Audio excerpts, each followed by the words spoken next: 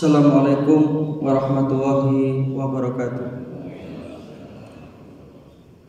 Alhamdulillahilladzi ja'alana minal a'idin wal faizin wal makbulin.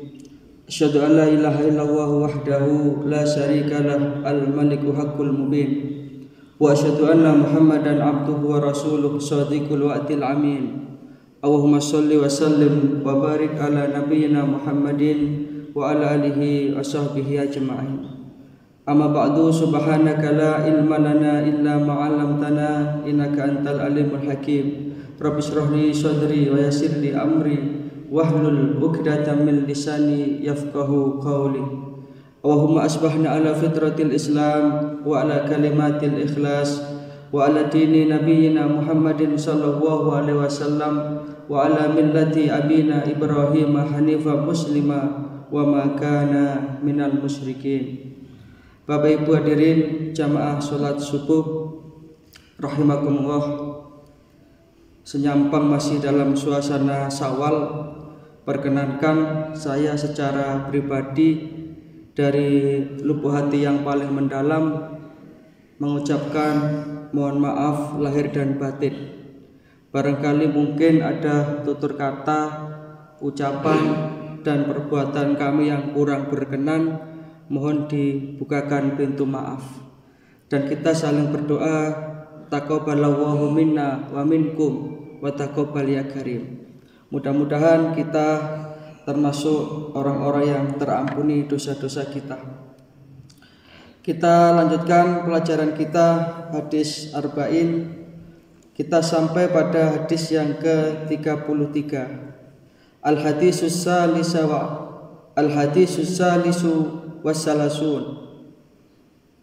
An Ibni Abbas radhiyallahu anhuma anna Rasulullah sallallahu alaihi wasallam qala law yu'tan nasu bida'wahum ladda'a rijalun amwala qaumin wa dima'ahum walakinnal bayyinata 'alal mudda'i wal yamina 'ala man ankara. Hadisun hasan rawahu al-Baihaqi. Hadis dari sahabat Ibnu Abbas. Jadi Ibnu Abbas ini adalah putra dari Abbas bin Abdul Muthalib. Berarti dengan Rasulullah ini saudara sepupu Ibnu Abbas. Beliau meriwayatkan bahwasanya Rasulullah Shallallahu alaihi wasallam bersabda, seandainya setiap manusia bebas untuk melakukan satu klaim, satu pengakuan hak terhadap orang lain, maka niscaya banyak orang yang akan mengambil hak orang lain. Jadi artinya seandainya orang itu boleh ngaku-ngaku seenaknya saja, maka tentu yang kuat itu akan menindas yang lemah. Oleh karena itu di sini ada sebuah aturan hukum yang luar biasa, sehingga nanti setiap orang itu akan terlindungi haknya, dan ini sekaligus akan menutup pintu-pintu kezaliman. Maka Rasulullah SAW di dalam mengantisipasi pengambilan hak orang lain tersebut, beliau memberikan satu rumusan. Ini nanti akan bisa kita jadikan sebagai satu pegangan di dalam menyelesaikan sebuah persengketaan, sebuah perselisihan, khususnya yang terkait dengan muamalah. Apa kata Rasulullah? Fa innal bayyinata 'alal mudda'i wal yamina 'ala man ankara. Jadi orang yang klaim, orang yang mengaku itu harus mendatangkan bukti, harus ada buktinya. Alat bukti itu macam-macam, bisa kalau sekarang ini ya surat. Kalau kita mengaku itu sepeda saya, lah mana BPKB-nya, mana STNK-nya. Atau juga satu di antara alat bukti itu adalah saksi. Saksi yang betul-betul adil dan dia berani disumpah bahwa kesaksiannya itu benar. Oleh karena itulah makanya di dalam Islam kesaksian palsu atau sumpah palsu ini termasuk satu di antara minal kabair, satu di antara dosa besar. Karena dampaknya sangat luar biasa. Dengan kesaksian palsu itu orang akan bisa mengambil hak orang lain, orang akan bisa dengan mudah mendolimi orang lain. Itu bagi seorang yang mengklaim, bagi seorang yang mengaku untuk memiliki sesuatu. Wal yamin dan sumpah alaman ankaro, ini bagi orang yang mengingkari. Hadis ini derajatnya hasan, diriwayatkan oleh Imam Al-Baihaqi. Bahkan sebagian dari lafal hadis ini terdapat juga di dalam Sahih Bukhari dan Muslim. Maka Imam An-Nawawi memasukkan hadis ini dalam kitab beliau. Hadis ini menjadi penting karena di dalamnya terdapat sebuah tatanan hukum syariat untuk mengatur kepemilikan dan hak seseorang supaya tidak direbut oleh orang lain. Sehingga ini menjadi satu dasar untuk menyelesaikan pertikaian dan persengketaan. Dari kandungan hadis ini bisa kita ambil beberapa pelajaran. Yang pertama, ini menunjukkan betapa Islam ini adalah agama yang sudah lengkap di dalam mengatur semua aspek hidup dan kehidupan. Tidak hanya mengatur bagaimana tata cara ibadah yang baik dan benar, tetapi bermuamalah pun juga diatur. Sehingga Rasulullah kan sudah menyatakan bahwa Islam ini agama yang mengatur seluruh aspek kehidupan. Dalam satu hadis diriwayatkan allamana Rasulullah sallallahu alaihi wasallam. Sahabat mengatakan begitu. Allamana Rasulullah sallallahu alaihi wasallam kulla syai'in hatta al-qiraah. Adalah Rasulullah itu sudah memberi tuntunan kepada kita terhadap segala permasalahan hidup, sampai bahkan hatta al-qiraah, adab, tata krama, tata cara, masuk kamar kecil pun itu diatur oleh Islam. Demikian detailnya agama kita ini. Sehingga setiap perbuatan orang muslim yang terkawal dengan ajaran Islam tadi ini akan jadi bermakna. Masuk kamar mandi akan jadi ibadah. Segala sesuatu amal-amal perbuatan ketika kita lakukan berdasarkan syariat itu akan menjadi amal ibadah.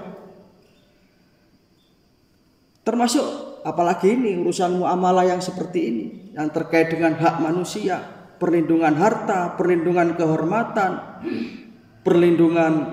bahkan perlindungan jiwa, ini diatur oleh Islam. Maka hadis ini menjadi rujukan di dalam peradilan untuk memberikan satu solusi di dalam pertikaian dan sekaligus menutup celah-celah dari upaya-upaya kedoliman yang dilakukan untuk merampas hak orang lain. Cukup dengan ini Rasulullah menyatakan, fa innal bayyinata 'alal mudda'i wal yamin 'alal man ankara. Ya kalau ngaku-ngaku buktinya mana dong? Kemudian kalau memang itu hakmu, kamu harus berani disumpah dong. Nah, ini menunjukkan betapa Rasulullah itu memberikan sebuah rumusan yang singkat tetapi menyelesaikan masalah, menjadi solusi kehidupan. Nah, maka di dalam memutuskan satu permasalahan, hendaknya permasalahan ini harus betul-betul dikaji dan diteliti dengan benar. Bukti-bukti yang memungkinkan untuk memperkuat ini harus betul-betul dicari sedetail-detailnya, sehingga nanti di dalam hasil permasalahan itu tidak sampai salah.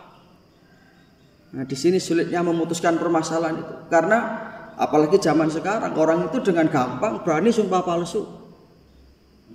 Orang itu dengan gampang berani walaupun ia merasa tidak itu bukan miliknya, tapi dia mempunyai mungkin koneksi atau teman sehingga dia ambil hak orang lain.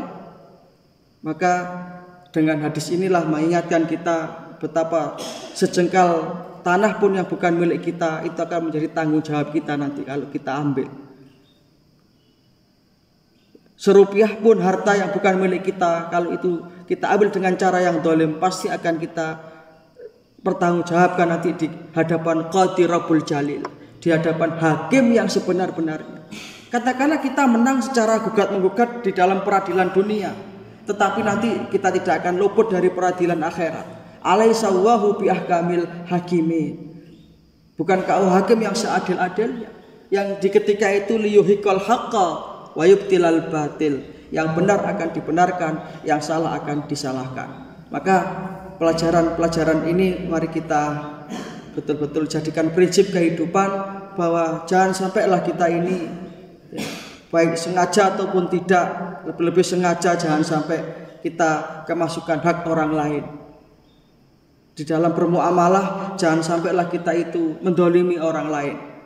Yang mudah-mudahan dengan itu kita senantiasa mendapatkan ridho dari Allah Subhanahu wa Ta'ala. Demikian Bapak Ibu, mungkin pelajaran singkat dari hadis ini karena waktu yang terbatas.